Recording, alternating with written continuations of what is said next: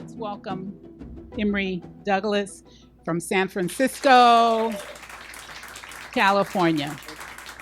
Thank you. I'm delighted that Muja contacted me and invited me to come and contribute to the program this weekend.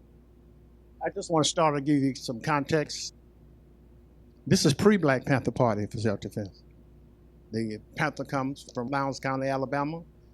Huey Newton and Bobby Seale had such respect for SNCC and them because they went to Lowndes County in 1965, after when the Voting Rights Act was passed, and he asked them to want to know if we can continue officially using the Panther symbol during that time. And they sent the word back that we could. But the rooster stood for white supremacy. That was for the racists who ran the county. A lot of folks couldn't read or write.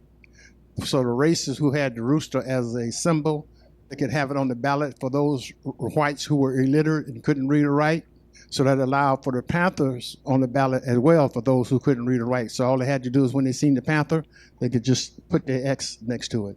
So over a period of time, I redesigned and remixed it and what have you. So to go forward, that was Lowndes County then. And that's where the organizing shack was, called Lowndes County Freedom Organization. The Black Panther Party for Self-Defense started October 15, 1966 in Oakland, California by Bobby Seale and Huey Newton, who were the co-founders of the Black Panther Party. And it noted that in 1968, the name was changed to just the Black Panther Party because we got not just into the self-defense, but we began to get into our more social programs and other things that were taking place at that time as well. This is the Black Panther Party, October 1966, 1982. This was during the time when we did, I think it was the 45th year anniversary, something like that. Talked about some of the programs. Yeah, you see the free busing, the free ambulance service, senior citizen programs, all those things.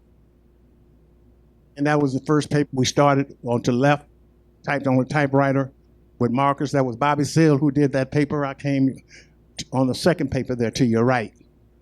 And when that paper started, they gave me the pig down at the bottom on 4 hoofs, told me to kind of clean it up and sharpen it up.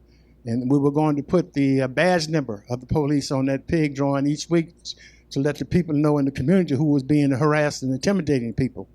And what happened is I gave it some thought. And I said, what I'll set it up on 2 hoofs, keep the snort and the tail. And it became a symbol that transcended the community itself. It became a universal symbol of oppression. This is the Olympics.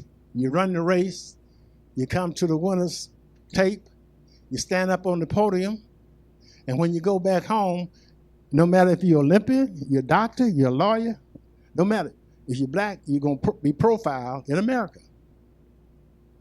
This is what war does to human beings. This is the psychological impact of what war does to those vets who come back. Today, they don't talk about it as much as they do anymore. But you got at least 2 veterans per day committing suicide in this country. Psychological impact of war. To the right, it says peace with honor. You have those who refuse to go then. They refused to go. Some went underground. Some left the country. But they say that was peace and honor. They just refused to go. You had thousands draft resistors during that period. Here's the blood, the 5 bloods posters to your left, the one I did with Spike Lee. It's part of his personal collection as well. This is the one I did, Judas and the Black Messiah, on the right.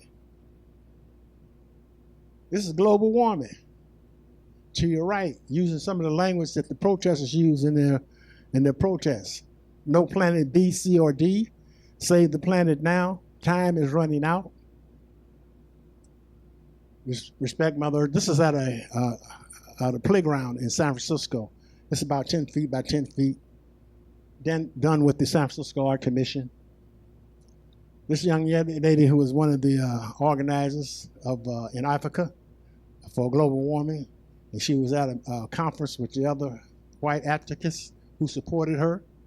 But when they took the pictures, they left her out and have them in. And so I wanted to show her some love because of the outcry around that. Yeah. Vanessa Naki was her name. Dare to struggle, dare to win. Stop the genocide, free Haiti to the right. This is when to the left is when they feces, military soldiers feces in the water in Haiti. You had the cholera epidemic. Over 10,000 people died. Hundreds of thousands were ill. Bringing attention to that. And that's called All Power to the People.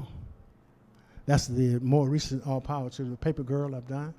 And so that's what I have to show to you this evening. And thank you.